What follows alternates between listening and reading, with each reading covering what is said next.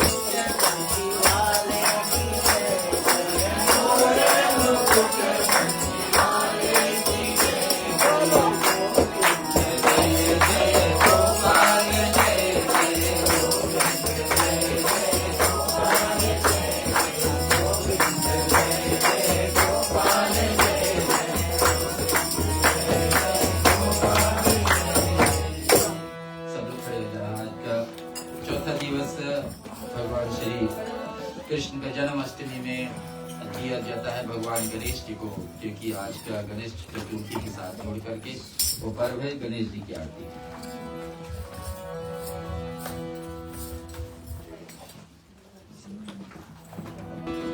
जय गणेश जय गणेश जय गणेश देवा पार्वती पार्वती पिता महादेवा जय गणेश देवा पार्वती पार्वती पिता महादेवा जय गणेश देवा पार्वती पार्वती पिता महादेवा जय गणेश देवा पार्वती पार्वती पिता महादेवा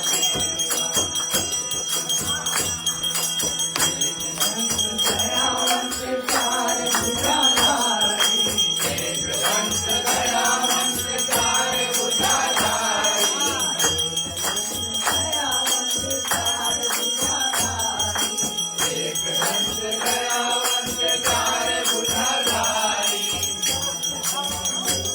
जय गणेश देवा देवा पार्वती पार्वती पिता महादेवा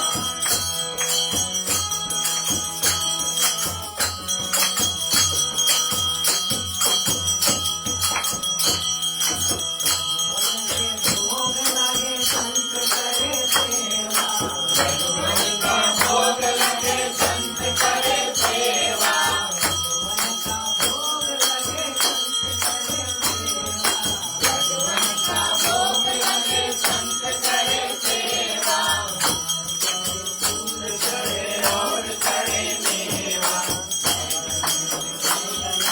जय गणेश देवा जय गणेश देवा पार्वती पार्वती पिता महादेवा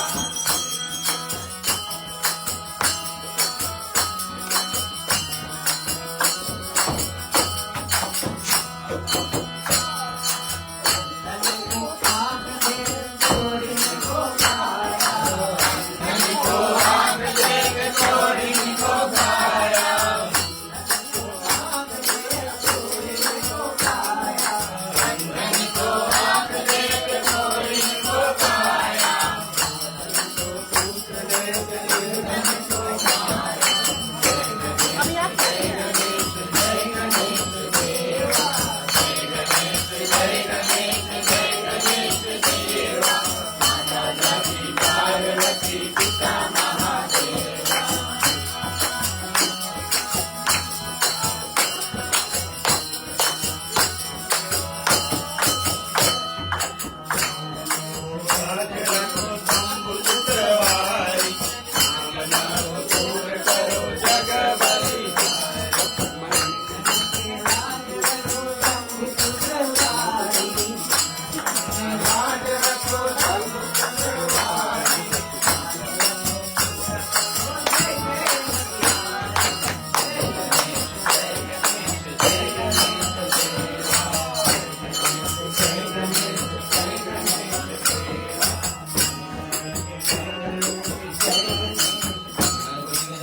भगवान की जय संसार सारं भुजगेन्द्रहारं सदा वसन्तं हृदयारविन्दे भवं भवानी सहितं नमामि भगवान् विष्णु मंगलम गरुड़ मंगलम कुंडलिकाक्षो मंगलाये तनोहरि सर्वमंगल मांगल्ये शिवे सर्वार्थ साधिके शरण्ये त्र्यंबके गौरी नारायणी नमोस्तुते सर्वदेवाय नमोऽर्पितं समर्पयामि। अपने स्थान पर हम लोग बैठे और फिर आज का शुभारंभ करते हैं।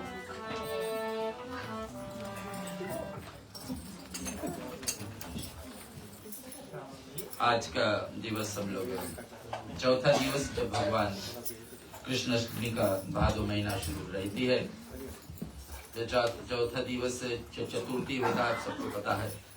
और चतुर्थी भगवान गणेश को प्रिय होते हैं और संजोग से आज तिथि और वार दोनों अच्छे हैं।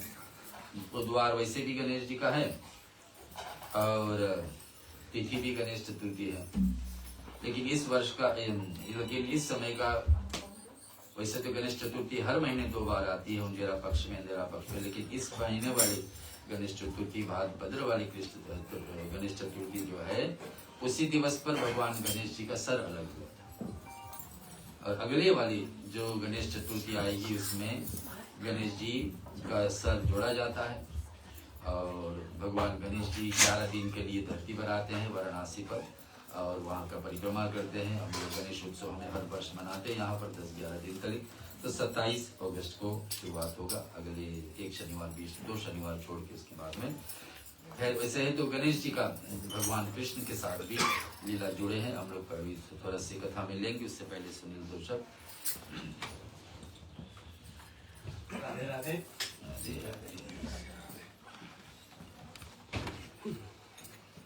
आदौ देवकी देवकरम यज्जननम गोपीकरम वर्धनम मायापूतनम जीविताभरणम गोवर्धन धारणम कंसचेद गौरवादि हन्नम कुंती सुतपालनम इति श्रीमद् भागवत पुराण कथित श्री कृष्ण लीला अमृतम।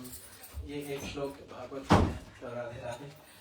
तुझे गुरु जी आए हुए भक्तों को जय श्री राम। जैसा कि आप लोग जानते हैं आज हम 4था दिन में पहुंच गए। कल हमने सुना था कैसे कृष्ण भगवान ने लीला की है, सब राक्षसों को मारा, ब्रह्मा से ब्रह्मा को दिखाया कि भगवान कौन है और अपनी माँ को 2 बार अपना गला खोल के दिखाया कि पूरा ब्रह्मांड उसमें समाया हुआ है। तो आज हम जानते हैं आज तो गोवर्धन का पूजा और 56 भोग है जैसे हमसे देख रहे हैं। हम सभी माता बहनों और स्वाति जी को धन्यवाद देते हैं कि इसने 56 भोग बनाया है। जैसे कि हमारी गुरु माता जी ने, संगीता जी ने, शकुंतला जी ने, जसप्रीत जी ने, अनु, हर्ष जी, शर्मिल जी, मोनिका जी, हेलन जी, सुषमा, उमा, रेशमी, संजिला जी, शोभना जी, मनमीत जी और आखिरी में केशनी जी। अगर मैं किसी का नाम भूल गया और लिखा नहीं तो मुझे माफ करना। मैं आप सबको धन्यवाद देता हूँ। मैं आप सबको धन्यवाद देता हूँ कि आपने मेहनत करके 56 भोग बनाया। हम भगवान को भोग लगाएंगे उसके बाद हम खाएंगे, तो इसके लिए बहुत बहुत धन्यवाद। हम प्रभु से आशा करते हैं कि उसकी हमेशा आशीर्वाद हम आप सब पर बनी रहे। राधे राधे।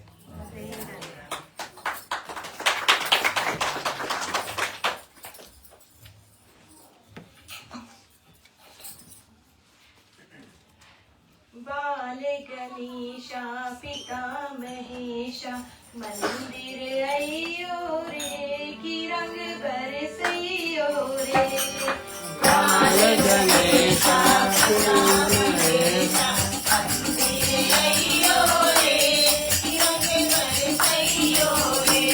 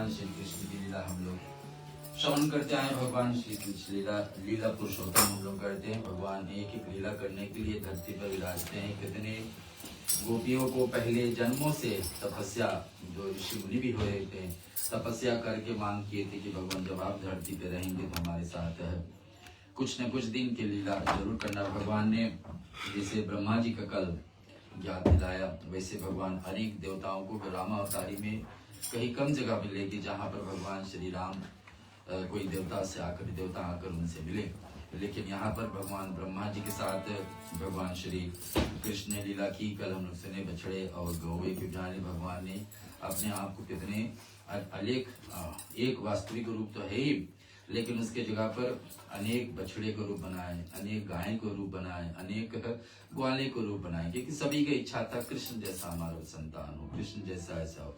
बछड़े को इच्छा था कि कृष्ण जैसा हमारे मम्मा होती गाय, तो भगवान गाय को रूप बनाए। भगवान ग्वाले को इच्छा था कि माताएं को, गोपिया की इच्छा था कि कृष्ण जैसा हमारे बालक हो, तो भगवान अनेक ग्वालों को रोके कि ब्रह्मा ने सभी को हरण करके ले गए थे ब्रह्मलोक तक। यहाँ पर देखे तो सबका सब हरण हुआ, लेकिन भगवान सभी के जगह वास्तव में गोकुल में किसी को नहीं पता चली कि ग्वाले सचमुच में उन्हीं का नहीं है। कृष्ण ऐसा ही रूप बनाकर हर एक घर में जाकर कुछ न कुछ, और उनको सभी की आदत भगवान को पता था। भगवान सबके साथ उठते बैठते थे, एक समाव देखते थे भगवान।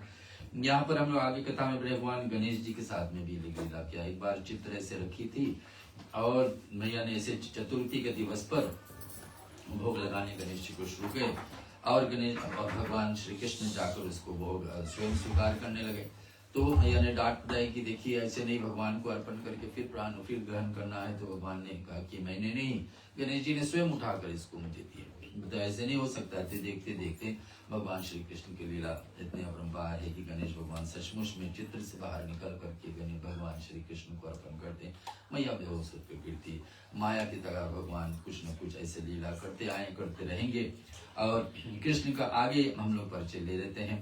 श्रीमद् भागवत पुराण में सुखदेव मुनि मांग किए हैं कि राजा परीक्षित को समझा रहे हैं कि देखिए अभी 4 दिन बीत गए आपको सुनते सुनते भागवत, अभी तक आपने कुछ नहीं खाया, अपनी कुछ नहीं पिए, व्रत रखे, इतने नियम से चल रहे हैं। 7 दिन का तुम्हारी उम्र बची थी और 7 दिन है तुम्हारे बीच में, 4 दिन पूरा बीता जा रहा है। सचमुच में आज चतुर्थी है, तो बता रहे कि 4 दिन बीत गए, अभी तक आपने कुछ ग्रहण या सोए भी, आप कम सोते हैं और खाना पीना तो कुछ भी नहीं है, इतने व्रत नियम से है।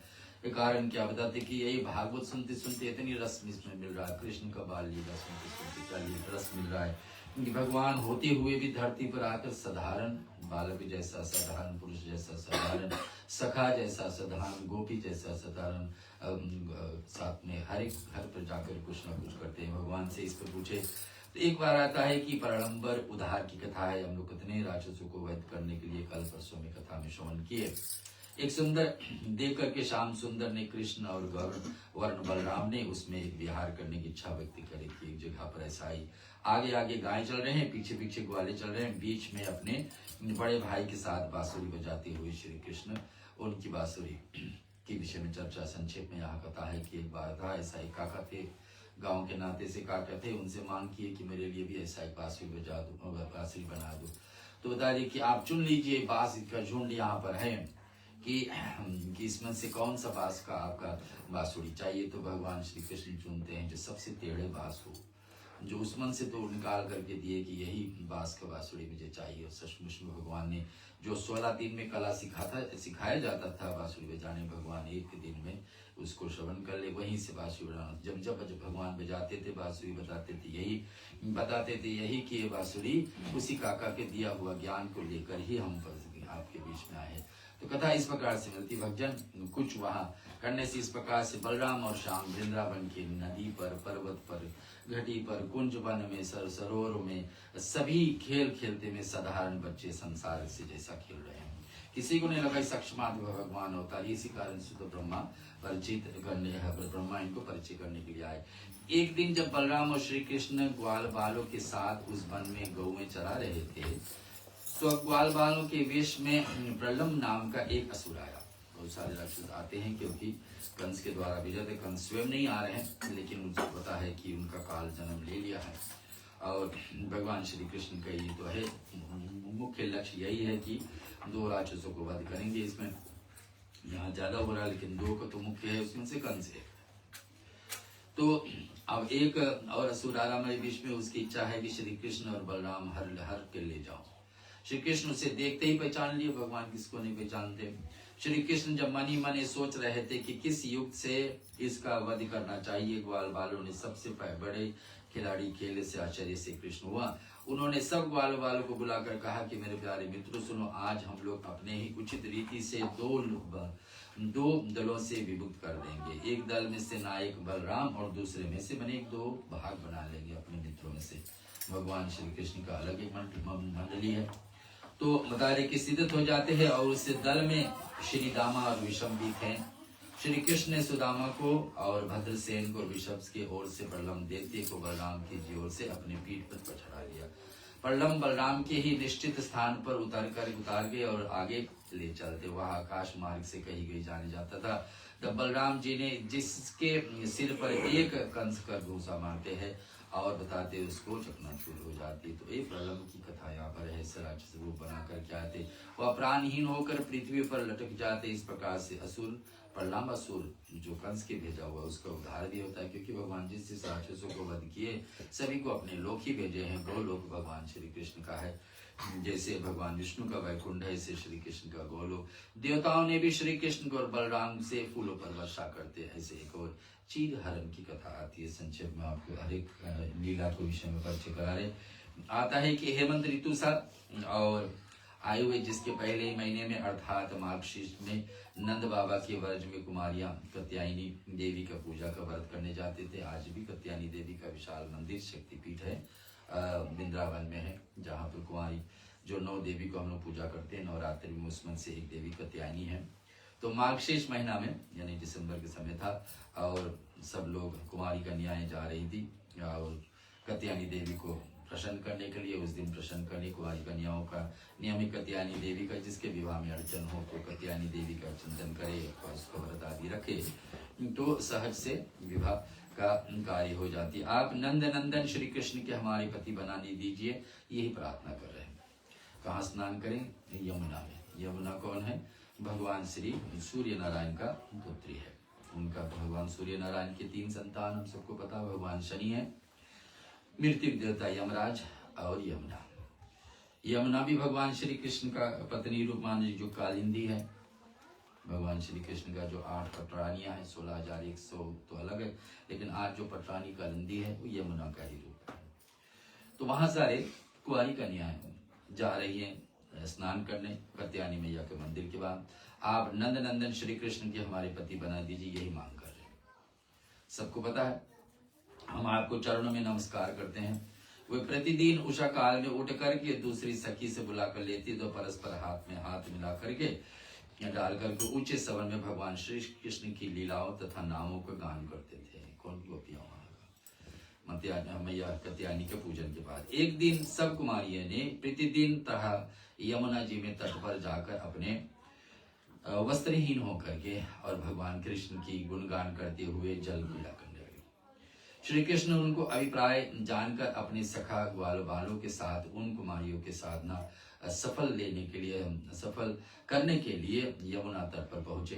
भगवान देखे कि बिना वस्त्र के स्नान कर रहे हैं और श्री कृष्ण ने उन गोपियों को सारे वस्त्र उठा करके और बड़ी पूर्ति से एक कदम से लेकर के वृक्ष के ऊपर ले जा करके लटका देते। गोपियों ने हंसी की, गोपियों से हंसी की बात करने लगे कि हे कुमारियां सुनो, तुम मेरे पास आकर अपने अपने वस्त्र को ले लीजिए। तुम लोग व्रत करने के समय कारण दुबली हो जाते हैं, तुम्हारी इच्छा हो तो अलग अलग वस्त्र आकर के ले लीजिए। और गोपियां इस पार से प्रार्थना करते हैं श्री कृष्ण। उन्होंने श्री कृष्ण से कहा कि ऐसा अनीति मत करो, अब तुम जानती हो कि तुम नंद बाबा के लाडले हो, हमारे प्यारे हो। देखो हम सर्दी में कारण ठिंडुर हो रहे हैं। भगवान श्री कृष्ण ने गोपियों से कहा कि जब तुम अपने को मेरे दासी स्वीकार ही करते हो तो फिर लज्जा क्या आने में। और भगवान की ऐसी बात सुनकर अपने दोनों हाथ से अपने अंगों को ढक करके वो बाहर आते हैं। और तुमने एक व्रत जो रखा था इस तरह से निभाया है, परंतु वस्त्रहीन होकर के कभी भी जल में स्नान नहीं। आज भी नियम है कि कभी बिना वस्त्र के कोई अंग वस्त्र ना रहे तो स्नान नहीं करना चाहिए, चाहे जहाँ भी शरीर पे कोई। भगवान श्री कृष्ण अपने समाज को और सबके लिए ज्ञान का बातें यहाँ कर रहे, ज्ञान दे रहे सबको। इसके वरुण देवता को, यमुना जी का तुमने अपराध किया है। भगवान वरुण कौन है? जल के देवता। और यमुना जी तो नदी के रूप में बह रही, तो बताते कि वरुण देवता को और यमुना जी को आपने अपमान किया है कि बिना वस्त्र को जाकर के स्नान। अत इस दोष की को निवृत्ति के लिए तुम अपने हाथ जोड़ करके सिर पर रखो और तुम्हारे झुकाकर प्रणाम करो, तदंतर अपने वस्त्र को ले जाओगे। भगवान की कृपा की बात सुनकर भगवान कृष्ण ने उनकी बात सुनकर के वो जान ले कि वास्तव में वस्त्रहीन होकर के स्नान नहीं करना चाहिए। तो ये भगवान श्री कृष्ण का चीर हरण की कथा है। संक्षेप में आपको सुना। श्री कृष्ण ने कहा, उनसे कहा कि सुनो, अब तुम अपने अपने घर जाइए, तुम्हारी साधना सिद्ध हो जाएगी। तुम अपने आने वाले शरद ऋतु कब आती है? जो पितरपक्ष वाली पूर्णिमा होती है, जिसमें भगवान रास लीला करेंगे। तो पत्नियों को, सारी गोपियों को आश्वासन दिलाते हैं, रात्रि में जाते हैं। और इसी प्रकार से सुखदेव आगे कह रहे कि भगवान श्री कृष्ण ने बलराम ग्वाल बालों के साथ गौएं चराए थे। तब भूखे ग्वाल वाले ने भगवान श्री कृष्ण से प्रार्थना की कि हमें बहुत जोर से भूख लगती है, भूख आता है, इसे शांत करने के लिए कोई उपाय करिए। तब श्री कृष्ण बोले कि यहाँ से थोड़े ही दूर पर पाटी ब्राह्मण स्वर्ग की कामना अंगिरस ऋणी नाम का एक यज्ञ करते हैं, उनके यज्ञशाला में चले और वहां तुम जाकर के मेरा और बलराम जी का नाम लेकर थोड़ा सा भात चावल भोजन कर लेना। ग्वाल बालों ने वहां पर पहुंचकर पृथ्वी पर गिर पे दंडवत प्रणाम किए और बोले कि भगवान श्री कृष्ण और बलराम की आज्ञा से हम यहाँ प्रसाद ग्रहण करने आए, हमें भोजन की चाहिए, भात है और सामग्री दीजिए। उन ब्राह्मणों ने गोप बालों को बातों पर ध्यान नहीं दिया।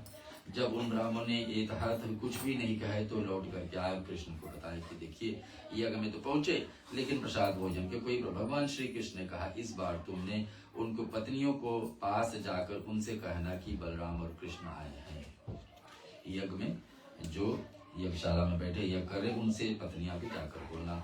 आप उनके लिए कुछ भोजन प्रदान करो कि आप जाकर बताइए कृष्ण बलराम आए हैं उनके लिए। आपकी बार में उनके पास जाकर बोले कि यहाँ से थोड़ी ही दूर पर कृष्ण आए हुए हैं, उनके योम गोप बालकों को और कुछ भोजन दे दीजिए। श्री कृष्ण ने आके बात सुनकर उन्होंने चारों प्रकार की सामग्री लेकर तथा भाई बंधुओं पति पुत्रों सहित रो करके पर भी उन्हें भूखी और प्रियतम भगवान श्री कृष्ण से मिलने के लिए चली गई। उधर यज्ञ हो रहा है लेकिन पत्नियां उठ करके कृष्ण को मिलने के लिए चली जाती है। कथा मैं सुना रहा हूँ आपको श्रीमद् भागवत से, यज्ञ पत्नियों की कृपा की विषय है।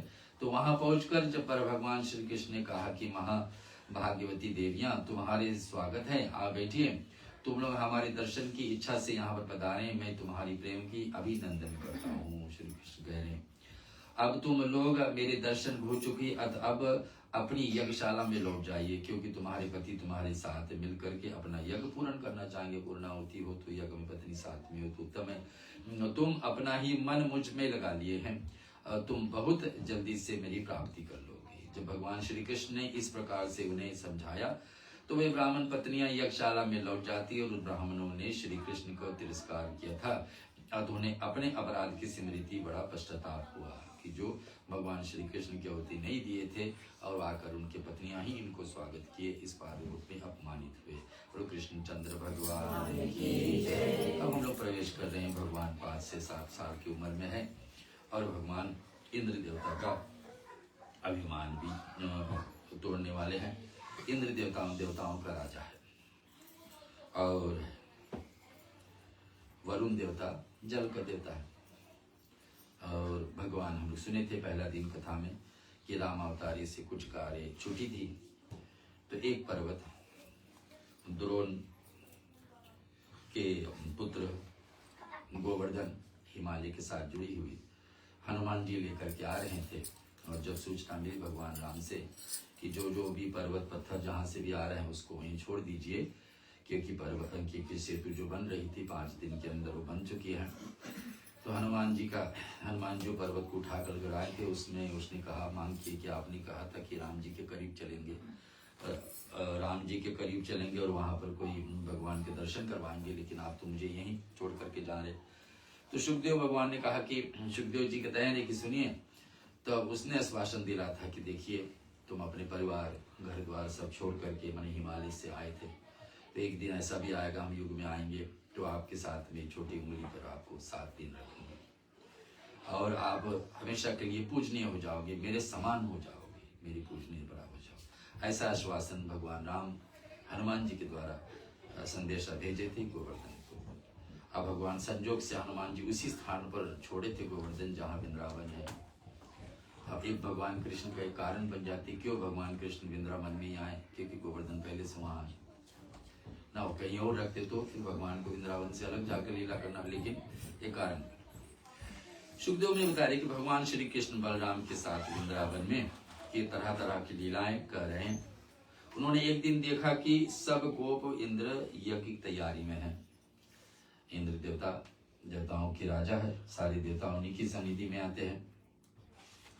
और उतने में उन्होंने जब देखा ऐसे तो कृष्ण ने नंद बाबा से प्रश्न किया कि भगवान ये सब तैयारी क्या है, इतने बड़ा भंडारा क्यों बन रहा है। नंद बाबा ने कहा बेटा भगवान इंद्र वर्षा का हम लोग को सहायता करते हैं, वर्षा ठीक समय पर होगी तो फसल होगी, गायों को चारा होगी, और ये सब नहीं हो पाएगी समय पर तो इंद्र देवता को लौटा करके कुछ तो देना चाहिए। तो एक होता है निष्काम भाव से भक्ति, कि बिना कुछ मांगे बस भक्ति हम लोग करते रहे, बिना कुछ एक्सपेक्टेशन भगवान कुछ दे या ना दे, पूजा करते रहे। जो भगवान को देना है हमारी भक्ति अनुसार वो देंगे, जो अपने कर्म ठीक रहा तो प्राप्त होगा। तो भगवान कृष्ण ऐसे समझा रहे कि कुछ मांगने के लिए पूजन नहीं करना चाहिए, करना चाहिए क्योंकि करना है तो करें।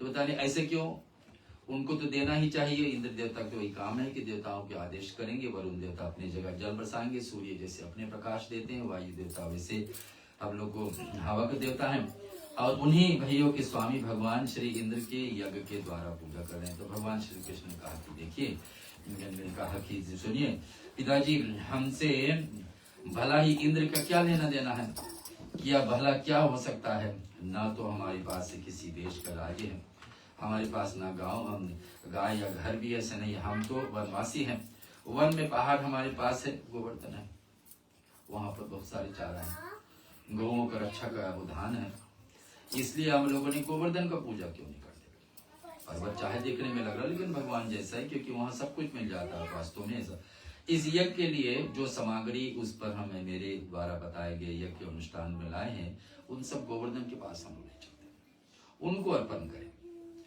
और उन अनेक प्रकार के पकवान हैं, खीर है, पूरी है, हलवा है, गोवा है, बनवाया जाए, और ब्रज के समस्त दूध एकत्रित करा जाए। भगवान को सबसे प्रिय भोजन होता है जो दूध से बनता, घी से बनता। जो हमने ब्रज में समस्त दूध, यानी कि उस समय के उस तारीख में जितने दूध थी ब्रज में, सबके सब दूध मंगाया गया भगवान कृष्ण को ये गोवर्धन लीला के लिए। उसके बाद में गोवर्धन के दूध के स्नान में करवाए, गोवर्धन के पर्वत को ही स्नान करवाए दूध से पूरे। सभी इसके लिए तैयार हो जाते हैं। गोपर गोपियां ने गोवर्धन की परिक्रमा आरंभ की, 22 किलोमीटर का है, आज भी है। ये कब होती है? दीपावली से एक दिन बाद, कार्तिक महीना, अंधेरा, सबसे अंधेरा दिन अमावस्या, उस दिन दीपावली के तुरंत एक दिन बाद असलियत में गोवर्धन की पूजा। लेकिन भागवत के कारण हम लोग आज रखें, जब इंद्र जी का के ज्ञात हुए कि आज हमारी पूजा होते होते नहीं हो पाए, और कारण यही है श्री कृष्ण 5 वर्ष के इंद्र प्रलय काल मेघों की आज्ञा थी। इंद्र देवता ने वरुण देवता की आज्ञा दी कि ऐसा वर्षा करो मूसलाधार, जो कभी टूटे ना। मूसलाधार वर्षा कारण पशु और ग्वाले बाल ठिठुराने लगे। पशु है और ग्वाले सब भगवान कृष्ण के सानिध्य में आ गए कि भगवान हम क्या करेंगे, इतनी सारी वर्षा कैसे संभाले। यही इंद्र देवता आज्ञा देंगे तो वरुण देवता शांत होंगे। भगवान श्री कृष्ण जब देखा कि वर्षा और औलों की तरह, औला का फर जो होता है बैल की तरह, औला के मार से पीड़ित होकर के बेहोश हो रहे हैं इतनी गहराई से, तो समझ गए कि यह सब करतूत इंद्र का ही होगा, क्योंकि उनको पूजा हमने बंद करवाया।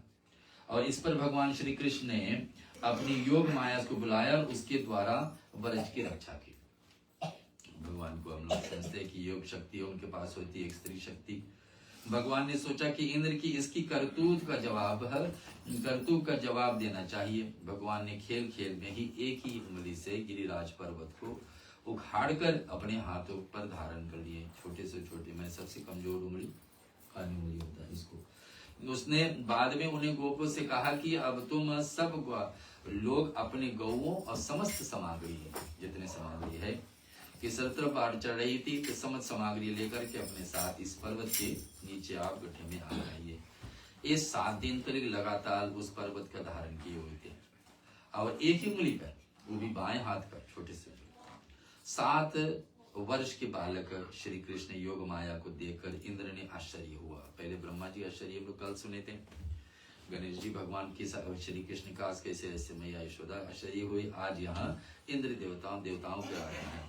अपने संकल्प द्वारा पूरा न होने के कारण उसका सारा घमंड चूर चूर हो जाते। किसका? इंद्र देवता का। वे धोचक से रह जाते। उसके बाद इंद्र ने मेघों में वर्षा करने के लिए रोक देते हैं।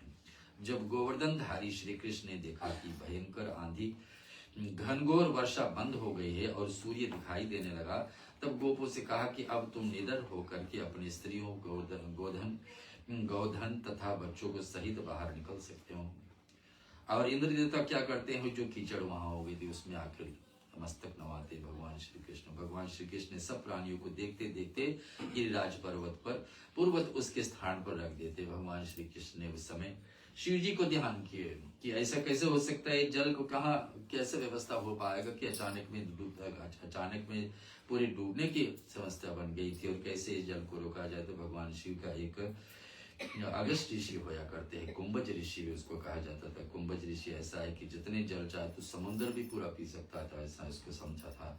उनको ध्यान करे कुंभज ऋषि आकर के, कुंभ का अर्थ ही होता है लोटा, कुंभज ऋषि आकर के बुलाए तो सारे के सारे जल वहां को सुखा दिए और उन्हें चूमने लगते हैं। कौन? भगवान श्री इंद्र देवता के। सबसे उनका सत्कार किया। स्वर्ग के देवता लोग शंख और नौबत बजाने लगे, एवं फूलों की वर्षा करने परम तेजस्वी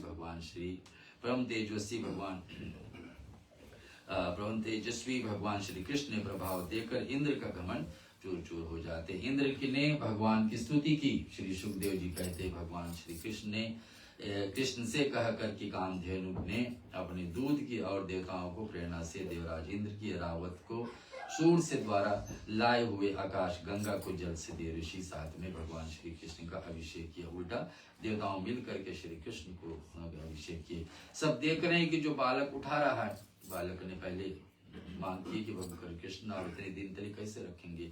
तो भगवान श्री कृष्ण ने बताया कि देखिए जितने भोग प्रसाद बनी है, और इतने भोजन प्रसाद बनना चाहिए कि 56 हो जाए। 56 करोड़ था 56, और 56 कैसे होता है कि 7 दिन तक भगवान रखे गोवर्धन को, और एक दिन का 8 प्रकार का व्यंजन तो जोड़ करके बन जाती 56। उनको बगले में बलराम और चल जाकर उसकी प्रेमी बाल उसकी सेवा में रहे। तो सारे देवताओं मिल करके उस दिन भगवान श्री कृष्ण को गोवर्धन का रूप में उनको पूजन किया। सुखदेव महाराज कहते परीक्षित सुनिए, बिंद नंद बाबा के कार्तिक शुक्ल एकादशी का व्रत किया था। एक दिन पूजा तथा बच्चों को इंतजार कर रहे हैं लोग, और फिर इसके बाद में भोग पड़ेगी, और फिर बाद में 108 नाम और आरती। इसी कारण से अब सारे देवताओं मिलकर के भगवान श्री कृष्ण ने रोके। सबसे भगवान रोके कि इंद्र देवता को पूजा अलग से नहीं करना चाहिए। जिस देवता को करना हो सम्मिलित रूप में सबको करें,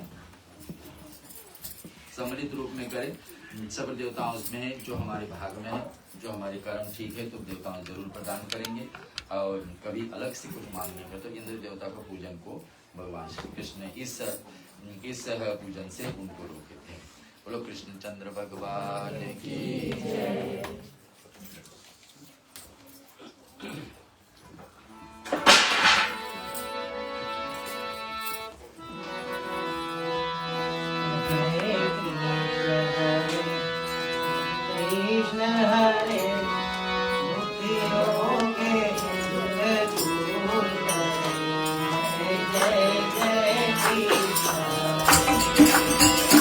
Hare Krishna, Hare Krishna,